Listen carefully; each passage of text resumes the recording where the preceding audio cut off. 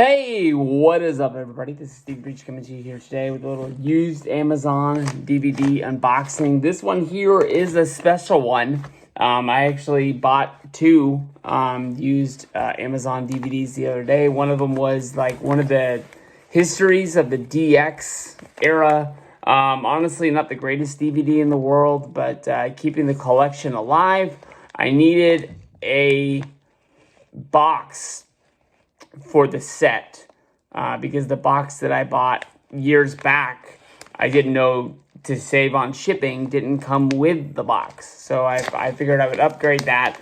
But this one here is kind of like a grail piece, I guess you could say. I bought it just the other day. I actually have this on a different release that came out in, I want to say like 2014, 2015.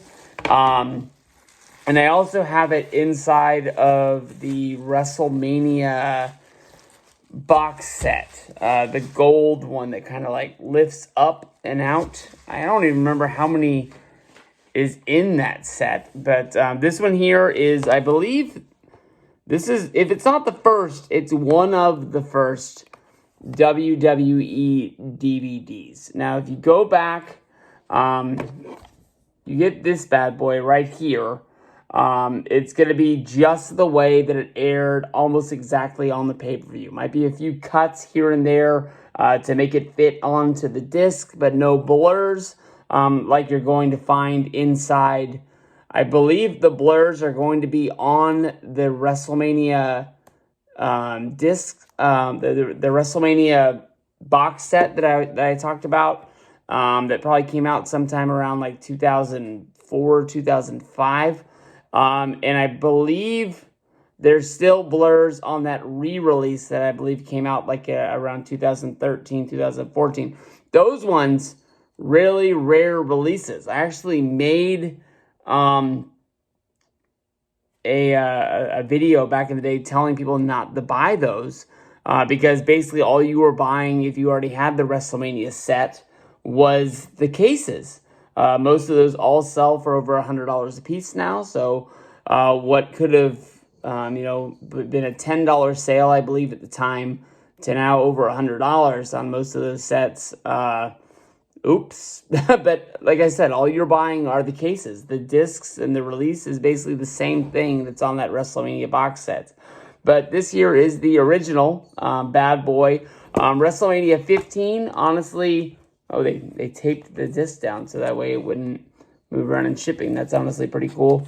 For what it was, not one of the greatest WrestleManias, although they're putting together one of the best rosters that has been seen to man, but it just doesn't live up to what WrestleMania 14 was with the first Austin versus Shawn Michaels championship win. This one, of course, you got Austin versus Rock in the main event. You've got a horrible Hell in a Cell match, Undertaker versus the Big Boss Man.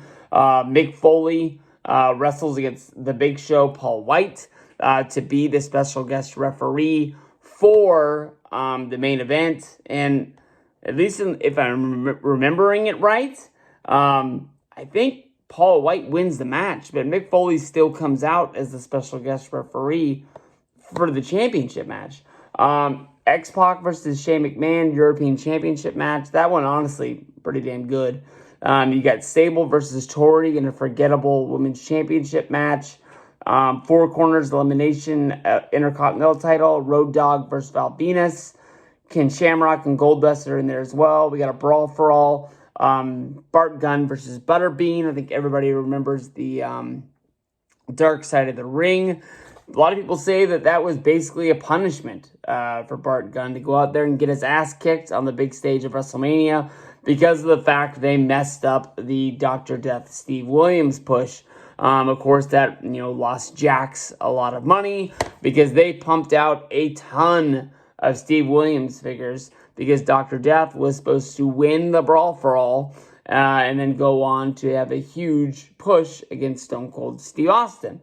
We've got Triple H versus Kane, which I believe that is where Triple H turns heel and joins the corporation. We've got tag team title match, Owen and Jeff Jarrett against D'Lo and Test. I don't remember how D'Lo and Test became a tag team, but this is a deep cut. I think they won like a battle royal on the pre-show in order to be a tag team. Not 100% sure, but I think that's the truth. Then we've got Badass Billy Gunn versus Hardcore Holly versus Al Snow. That's for the Hardcore Championship. And then, of course, Paul White versus Mankind. So, right here, not one of the greatest WrestleManias of all time, but I think it's one of the first ones, and I didn't have it. I picked it up on a damn good price. For the DVD collectors out there that are real, still DVD collectors, a lot of the Holy Grails really going down in price a lot.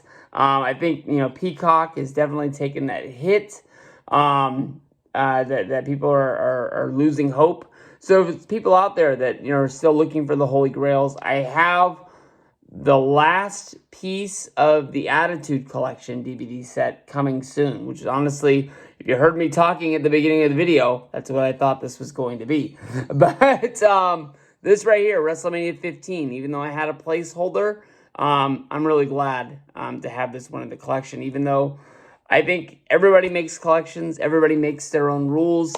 I think I might be letting go, even if I just let them go.